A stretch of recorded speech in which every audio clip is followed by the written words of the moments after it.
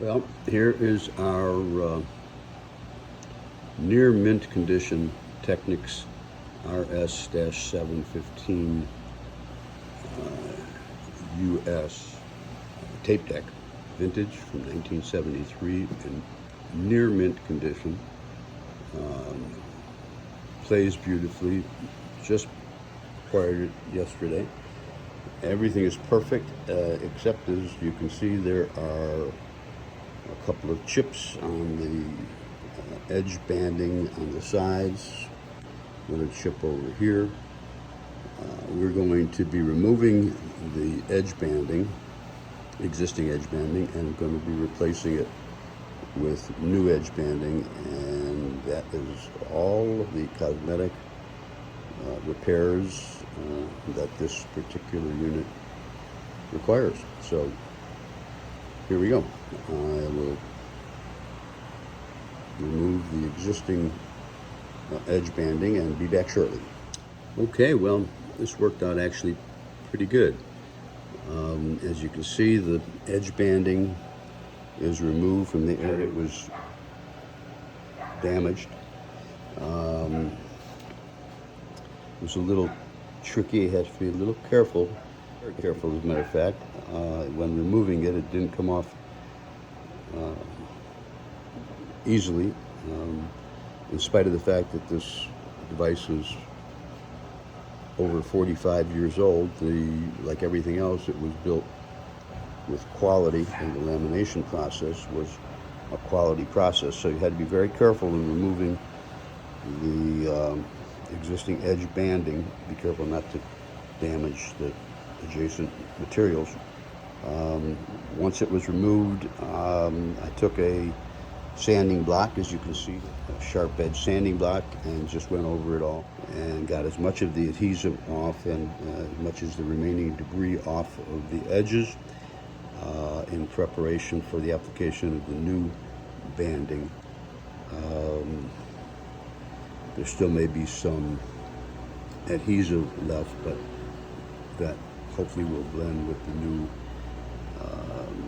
edge banding that we're going to be putting on. So let me now cut the pieces, and we'll show you what that looks like as soon as we have that prepared.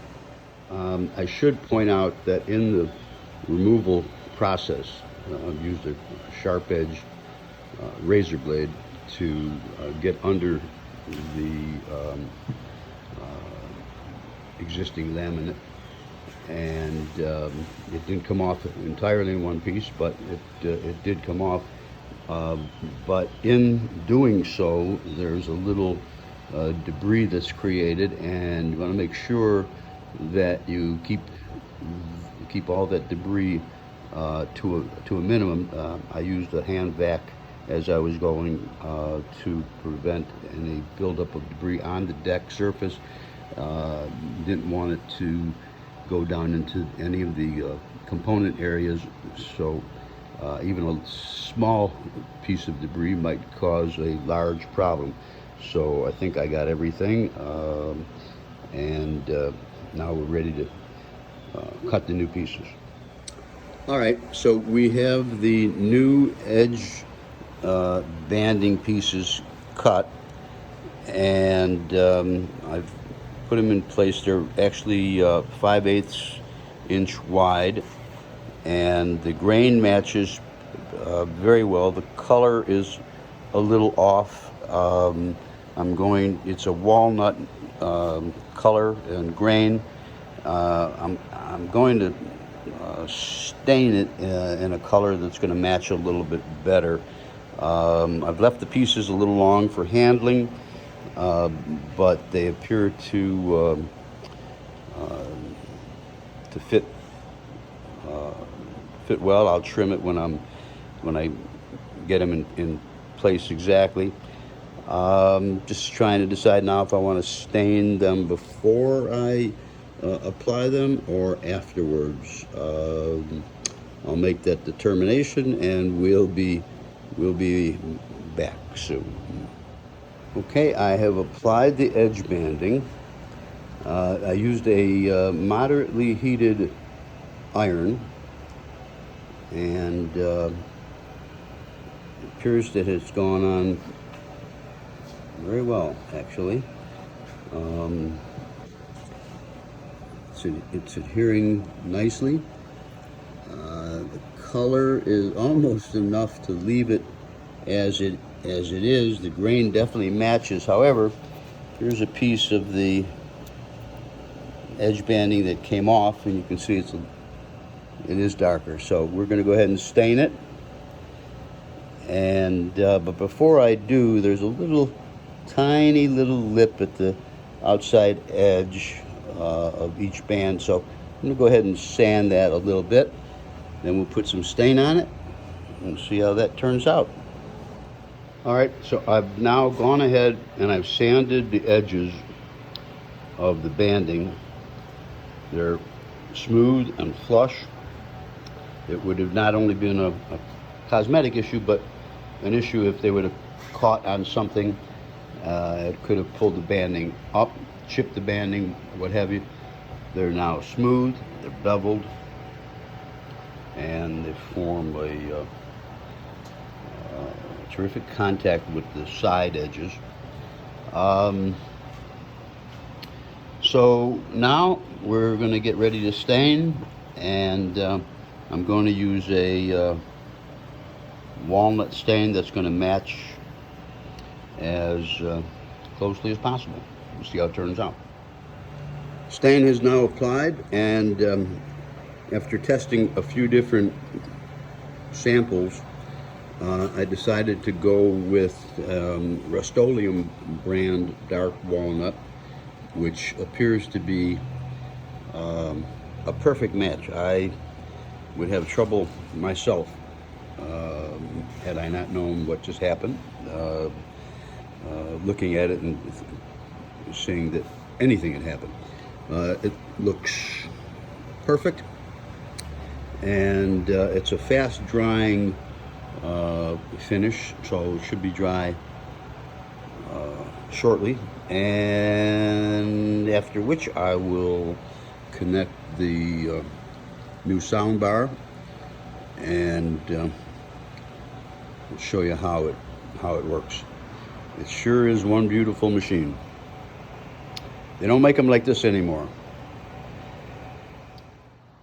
And here we are. We got a finished product, and I'm about to test it for the first time. I've installed an ONN, it's ONN sound bar.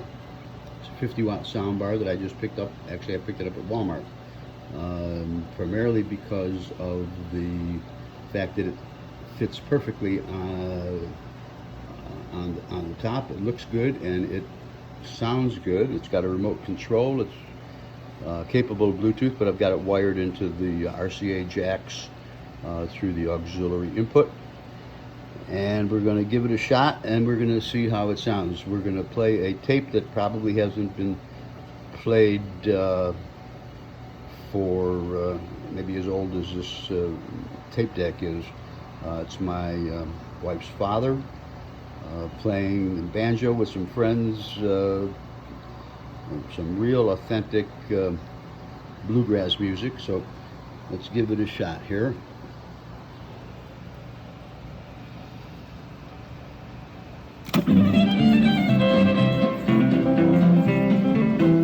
Wow.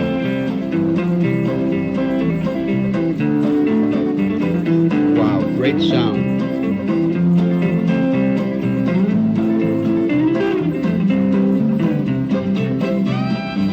View meters are working perfectly.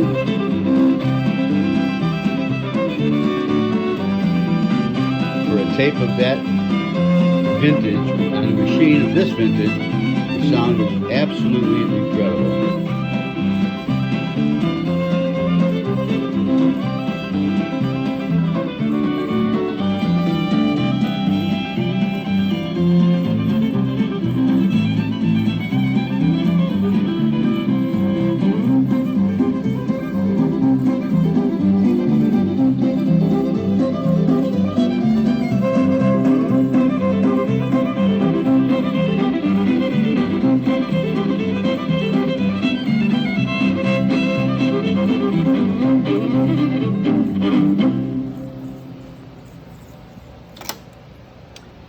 Well, I wasn't quite sure what I was going to do with this when I picked it up the other day, but as of now, I think I'm going to hang on to it for a while. It's a beauty. Thanks for watching.